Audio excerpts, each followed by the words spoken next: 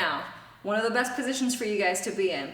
Now, controlling from the mount can actually be a really challenging thing. It's actually a position that I struggled a lot with. Initially, I felt a bit like a boat on top of a really rocky ocean because your partner, especially if they're bigger than you and your knees don't touch the ground all the way, you can sort of feel this like shift back and forth, and you might not feel comfortable attacking from the position. But as I've gotten better at it, it's become a position that I really try to gravitate towards and attack from.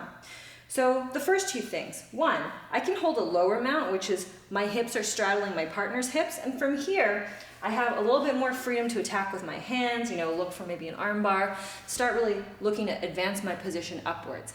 But what usually happens is you can't stay here because number one, your partner may be trying to hip bump you over, try and escape, or maybe they're gonna be moving into a shrimping position from here. And when they do that, they're gonna bring their elbows in. This always happens. And with no gi, again, you don't have a gi to pull the arm out. So one of the things I like to employ is this idea of scooping the elbows out. So with one, I might want to keep Stephan's arm in place so he doesn't have two arms that are scrambling around and doing something. My opposite hand's going to come underneath his tricep or his elbow, and I'm just going to pick it up enough that I can slide my knee underneath. So I'm just removing the space. When I do that, I can look at basing out a little bit, and when he tries to go to the opposite side, because he will, I do the exact same thing. As I do this motion, the scooping motion, time and time again, I end up coming into a much higher mount, a higher position. Now, this can be a really great position, but it also can be very, very unstable. Stephan, being a larger person, could actually frame out on my arms and try and push me way over. So, when we get here, one of the things that you really have to be careful about is making sure that we're applying enough pressure. If you notice, when I'm sitting in a low mount, I can afford to keep my hips here, okay? I can actually even afford to sit up a little bit. When I come to high mount, it's not necessarily the same way. I'm straddling a wider part of Stephan's body, right around his rib cage. So one of the things I want to think about doing is sinking my hips back. So I want to sink my hips back towards my heels, and as I do that, I want to maybe drop my pressure downwards into the mat. When I come here, if Stephan tries to hook underneath my arms, I actually have a little bit more stability and I can push back in towards him. The other thing I can look to do is to push his head down. So I want to control his head. I want to think about really cradling right around his ears and making sure that he's not going anywhere.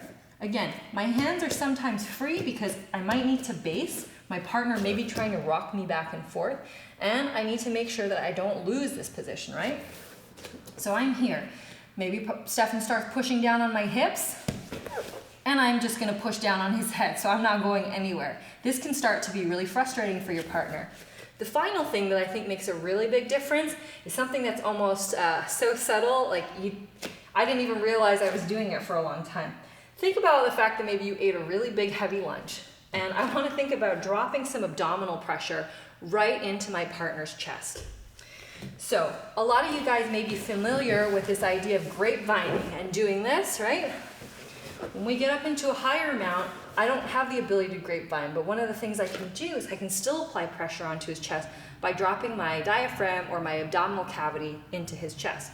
The way I do that is really more by intention. So I sink my hips back, and as opposed to just hanging out here, I want to think about dropping my chest down and just applying enough pressure so that Stephan feels a little bit more of this sort of urgency to breathe or the urgency to move.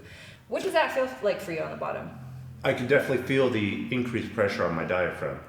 And what that does, very subtly, is it actually makes your partner almost feel like you're heavier than you really are. And in a lot of cases, they're not as easy to move around, right? Because when they're here, they don't really feel so much going on. So they feel like, oh, I can move my elbows, I can sink my hips side to side, I can start trying to bump.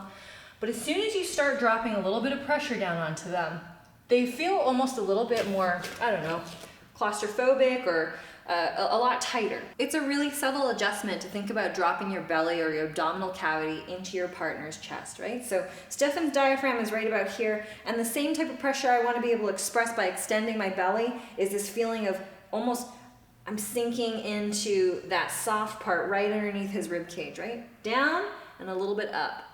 That subtle change, that shift in energy is sometimes enough for your partner to actually be tricked into thinking, oh, I'm going to give up the position, or I'm going to give up the attack because this person feels so heavy on top of me. So I've had a lot of success with this little adjustment, and I think maybe you'll find that it's going to help stabilize your mount as well.